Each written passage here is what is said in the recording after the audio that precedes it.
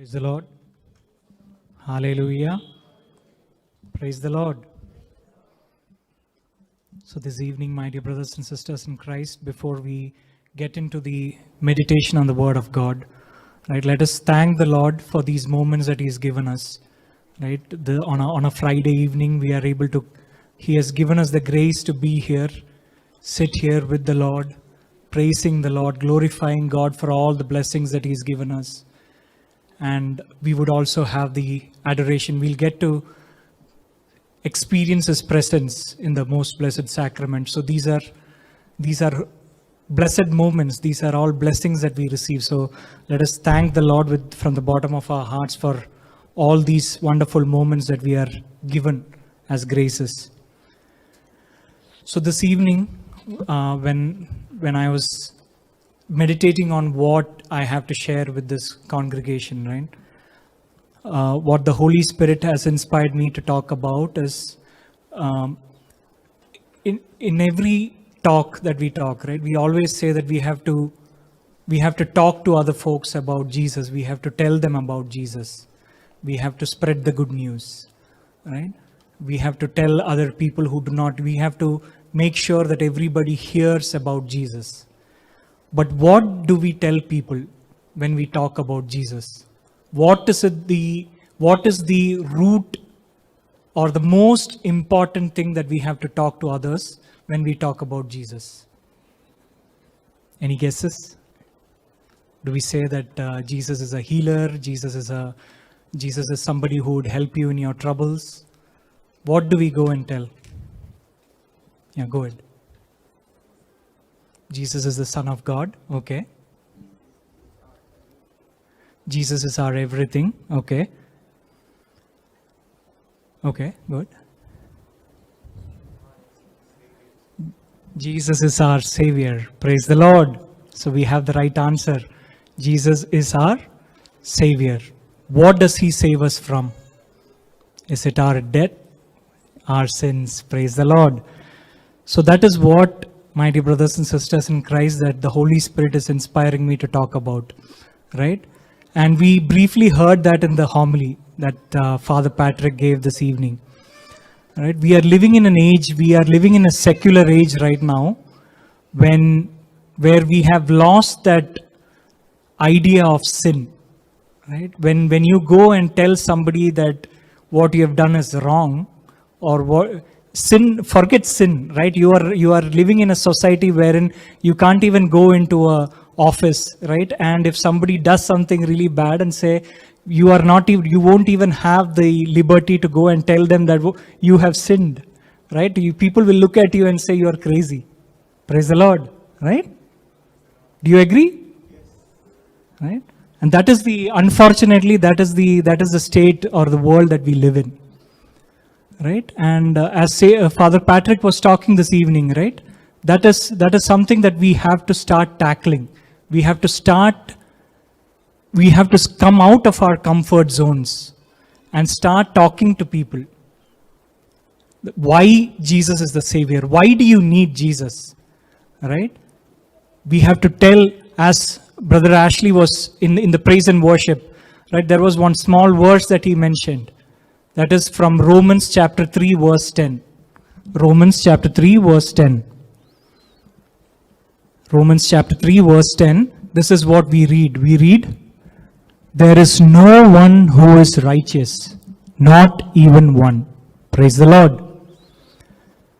So whoever we see, right? If you ask whether I am a sinner, of course I am a sinner.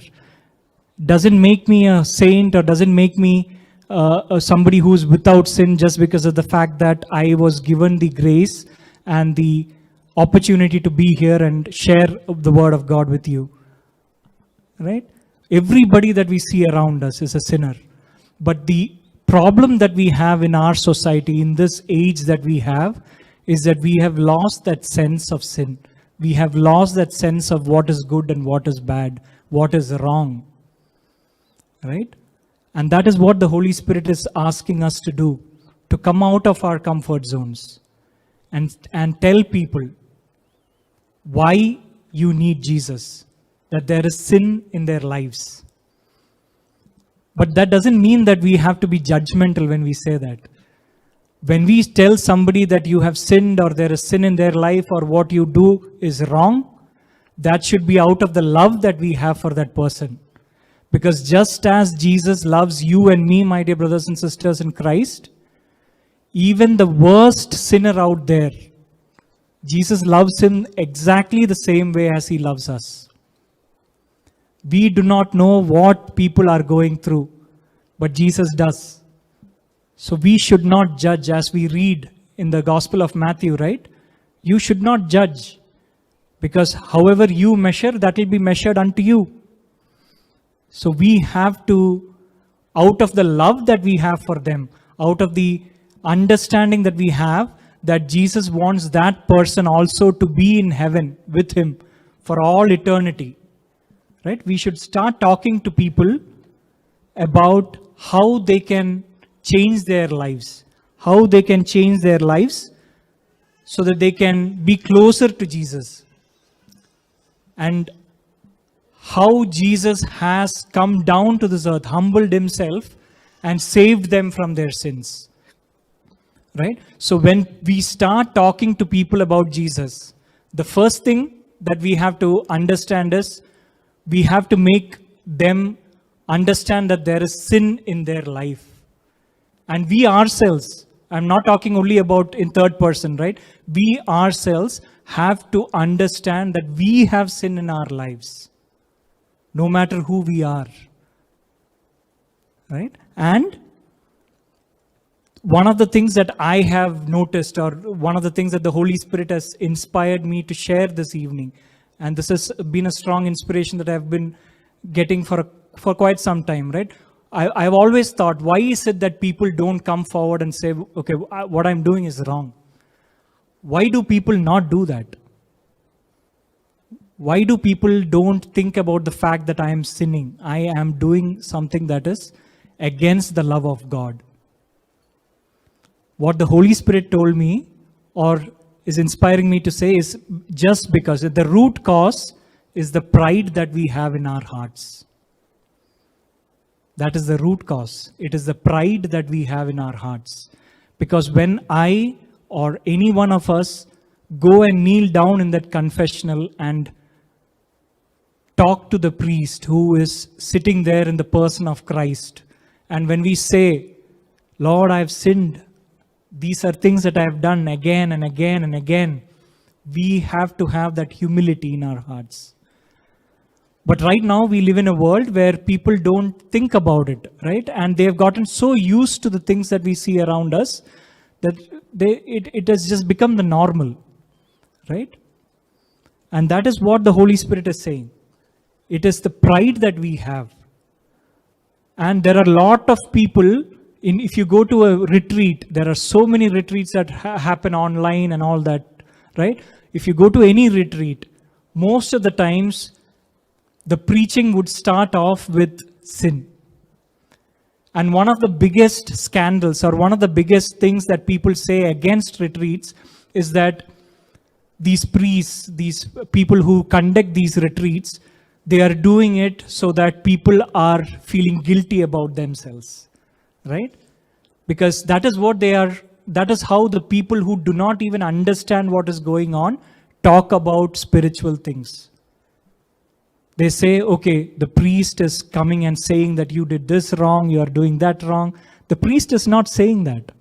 When the priest or the person who is sharing the word of God, at that moment, 2 days back, we had the healing service, right? And there, Father Upani clearly said, Father Joe said, it is not I who is standing here. It is the Holy Spirit speaking through me. Praise the Lord. So this is the message that Holy Spirit is telling each and every one. That we are sinners, we have sin in our life.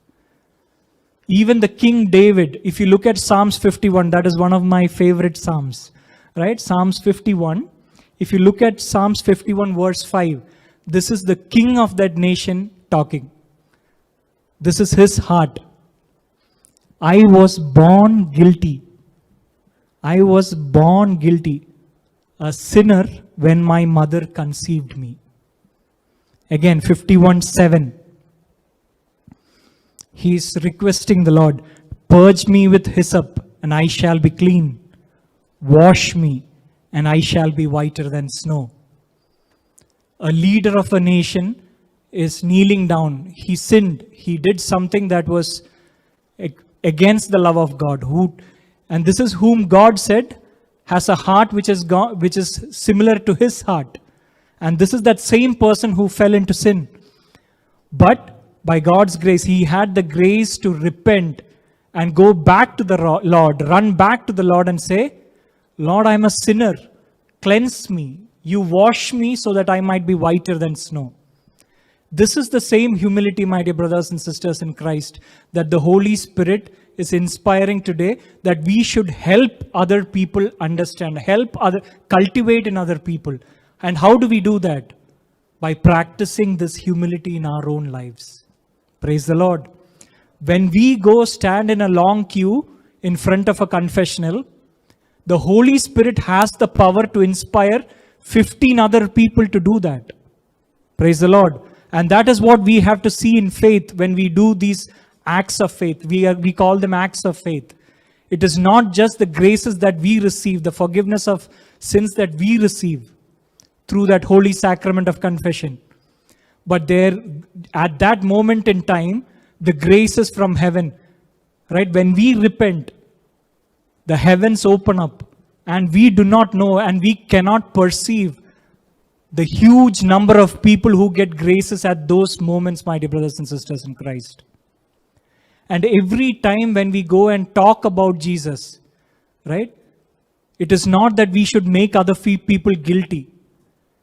We have to bring them to the good news. That is when the gospel preaching becomes meaningful. Right? When we say that Jesus Christ has come down and he has saved you, a person who doesn't even perceive sin, who doesn't think that they are doing anything wrong, what is Jesus saving that person from? Right? He has absolutely no need for Jesus. And my dear brothers and sisters in Christ, sadly, we are in that state right now in our society. And Father Matthew always says, the people whistle past the graveyard. We do not know. Death is a reality. It can come tonight, it can come tomorrow, right? And there will be judgment. But the hour of mercy, the grace that Jesus Christ would give us, is open till that last moment when you leave this world. So when we see people around us who are leading a life away from God, who lead a life as though they don't need God, right? We have to pray for them because it is out of ignorance that they do it. And that is something that we have to keep on praying for, my dear brothers and sisters in Christ, for that grace to be filled in us so that we can lead a life which would inspire other people to see them, to help them understand, help them see what it is like to be in the love of God. There are so many people that I've seen, my dear brothers and sisters in Christ, after I've come into this ministry, right? They might be in the midst of problems, they might be in the midst of suffering, but they are happy. They don't crib about things. They don't argue with each other when they don't lose their mind. They don't get depressed. Why? Because they have set their eyes on eternal life. They know that these are things that have happened in their lives with 100% knowledge of God. Nothing happens in our life without God's knowledge. And again, as we saw Romans 8:28, for those who love God, everything that happens in our life, the world might say that this is a catastrophe. You will never be able to come out of this. You are finished. All of these things you will hear from the world. But what Jesus is saying is, I am there with you. And no matter what happens, I have the power to turn it for your good. And that good is not only in this world, my dear brothers and sisters in Christ. It is for all eternity. It is for our soul. Praise the Lord. And when we started, right, we said, who is Jesus? And Brother Ashley said, Jesus is the Savior. So when I was praying this evening and I was asking the Lord to give me a word of God, the word of God that He gave me is Matthew chapter 1, verse 21. Matthew chapter 1, verse 21. So this is what that verse says. It says, she will bear a son, and you are to name him Jesus, for he will save his people from their sins. So that is the bottom line, my dear brothers and sisters in Christ. So when we go talk to others, there are so many people around us. There are so many ministries which do not talk about sin at all. There are so many people who preach the name of Jesus for fortunes in this world. Sadly, my dear brothers and sisters in Christ, that is not what Jesus is for people. Who Jesus really is the Savior of their souls. He saves them from their sins. Praise the Lord. And that is the conviction, that is the understanding that we need to have first. When we come to Jesus, when we sit here every Friday, when we come to us, when we go for a service in the name of Jesus, it is not for some material good, some material blessing that we need. Of course, my dear brothers and sisters in Christ, Jesus Christ, our Father in heaven, He knows everything that we need.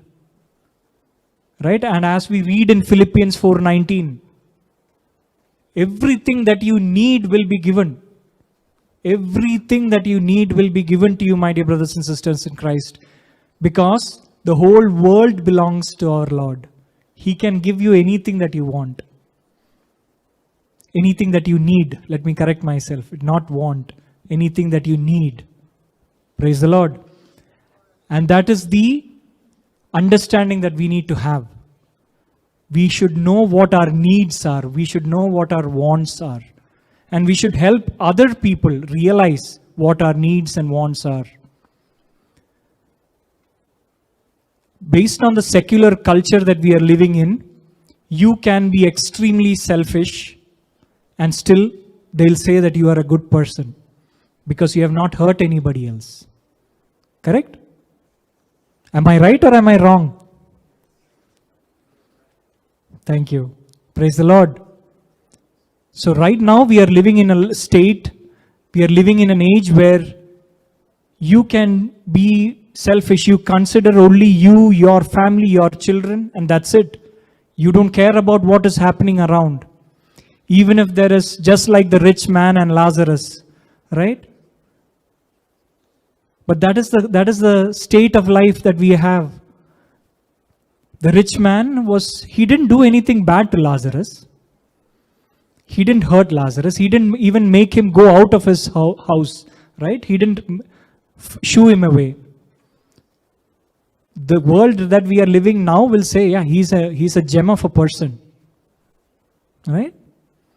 But that is not what the gospel says, my dear brothers and sisters in Christ. This is the message. That is a parable that Jesus Christ taught us, right? And where did that rich man end up? Praise the Lord. He had to end up in the fire. And that is what we have to help others understand. Right? That their soul is in danger. And again, I'm saying we should not be judgmental when we do this. And that is something that should be very, very careful. We have to do this in a very careful way when we talk to others. We have to understand and we have to say that Jesus loves them and Jesus wants them to be with them. That is the ultimate thing. Not to judge them for something that they did wrong. Right? Could be because of a number of reasons. We just need to educate people. We should teach people what is right and what is wrong.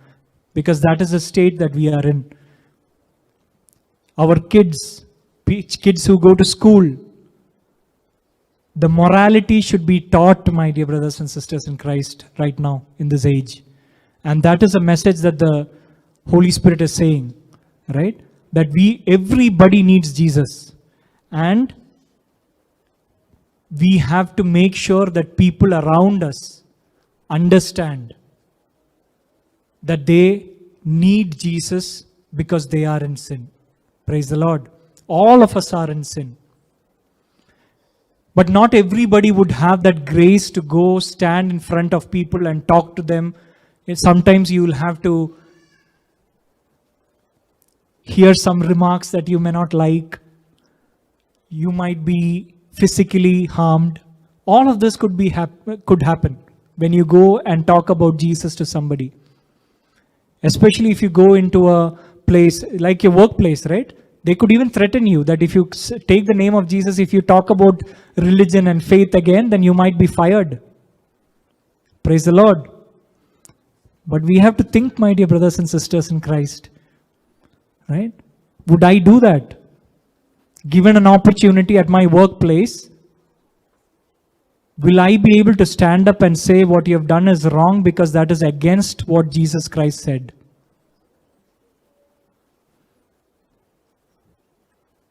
The Holy Spirit will give you that grace, my dear brothers and sisters in Christ. But if we don't have that today, right? At least what the Holy Spirit is asking us to do is to pray for these people. Pray for everyone that we see around us, leading a life away from God, leading a life as rejecting God, right? We have to pray for them and continuously say, my dear brothers and sisters in Christ, we have to be on our knees every day to pray for these people. Because in the Gospel of Luke, chapter 15, verse 7. Gospel of Luke, chapter 15, verse 7.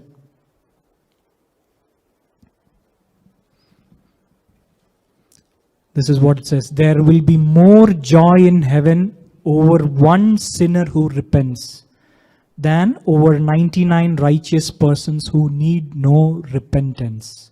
Praise the Lord. So my dear brother, my sister in Christ, Jesus Christ loved you. Jesus Christ died for you. Jesus Christ has given so many blessings in our lives. We are sitting here today breathing, smiling, maybe crying, but still, that is a blessing, right? I was listening to a talk where somebody said when you wake up and look at your hand, you have 5 reasons to thank. There are people who cannot even move their finger. We can. Praise the Lord. And that is a grace of God. That is a blessing from our Lord. And we have to understand that, my dear brothers and sisters in Christ. And that is why we have to pray for people who do not recognize that. Who lead a life where they think that everything is taken for granted. The fact that I can go to bed, the next day I'll wake up, I'll do 15 things tomorrow. That is how people live. Right? But one of my favorite verses is from the book of Psalms, chapter 3, verse 5. The book of Psalms, chapter 3, verse 5.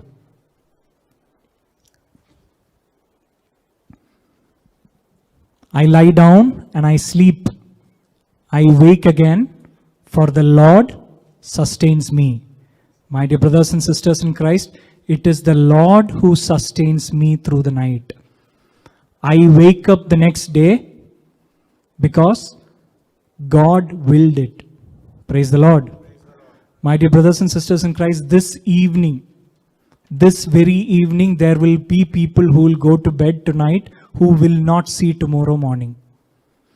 So let us kneel down today and pray for those people who are living a life away from God. As Jesus said to Saint Faustina, this is from Saint Faustina's diary, paragraph number 1397. This is what Jesus told Saint Faustina. The loss of each soul plunges me into mortal sadness. This is Jesus telling. Loss of each soul plunges me into mortal sadness. Jesus, who is immortal, is saying, I'm feeling mortal sadness. You always console me when you pray for sinners. So, my dear brothers and sisters in Christ, when you pray for a sinner, for the repentance of somebody, that is your way of comforting Jesus. That is our opportunity to give Jesus something back. Praise the Lord. Other than the praises and the glory that we give, this is the opportunity where we can hug Jesus and say, it's okay. I'm praying for these sinners. Praise the Lord. You have to have that image in our mind when we pray for sinners. Every time we always think about an image where we are sad and Jesus comes and hugs us. Right? Let us have an image where Jesus is sad and we go and hug Jesus and say, it's okay, I'm praying for that person. Sooner or later, you will get that opportunity to fill that person with grace. Praise the Lord. So, my dear brothers and sisters in Christ, as we enter into the moments of adoration, right, let us contemplate on these words that the Holy Spirit had talked to you today. And this evening, let us take a conscious decision. The Holy Spirit is requesting all of us to pray for these people who lead a life away from God, who lead a life in such a way that their God does not exist. This is the call that each and every Christian has. And this is what Jesus is telling through Saint Faustina. You are comforting me when you pray for a sinner. Right? And let us pray as in Psalms 51:10. Let that grace of that word, the anointing of that word of God, give me a new and clean heart. Put a right and new spirit within me, Lord. This is what King David prayed to our Lord. Give me a pure and clean heart. So let us pray this evening when we enter into this adoration, when we sit in front of that blessed sacrament, where Jesus is truly present in his body, blood, soul, and divinity. Let us ask him, let us intercede for thousands of people in this county who lead a life away from God. Praise the Lord.